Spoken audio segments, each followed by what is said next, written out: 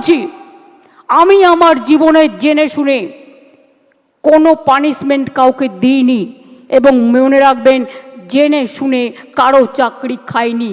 তাই অনেক বদ হজম হওয়া সত্ত্বেও আমি সিপিএমের একটারও চাকরি খাইনি, যারা 34 বছর অনেক অন্যায় করে গেছে। কারণ আমি বলেছিলাম বদল চাই, বদলা নয়। কিন্তু তার মানে এই নয় তুমি গিয়ে কেন অ্যাপ্লাই করলে।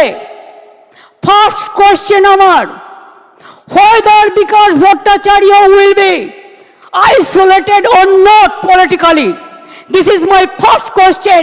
CPM has to answer why he is cancelling all this list. আজকে বাইরে আমার নামে বড় বড় কথা বলছো, আমি তো করিনি। আমি তো চাকরিগুলো দিয়েছিলাম, আমার সরকার দিয়েছিল। একটা দুটো কাজ করতে গেলে ভুল হতে পারে, সে ভুল সংশোধন করে নেওয়ার জন্য তুমি প্রশাসনকে সময় দাও, তা তো তোমরা দাওনি।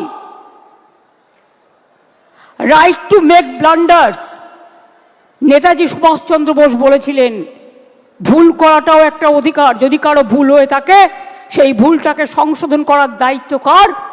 কোর্ট যদি প্রশাসনকে দিত, কোর্ট নিশ্চয়ই কোর্টের কথা মেনে প্রশাসন সে কাজটা করতে পারত। তারপরে গেল ডিভিশন বেঞ্চে, সব বাতিল। আমি আপনাদের বলবো, যারা যোগ্য, যারা বঞ্চিত হয়েছেন, আসুন আমরা দুটো ভাগে ভাগ করি। এখনো পর্যন্ত সুপ্রিম কোর্ট আমাদের জানাতে পারেনি কারা যোগ্য আর কারা অযোগ্য।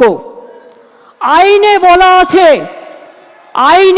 আছে 9,000 10,000 people can go scot free, but one innocent cannot be punished.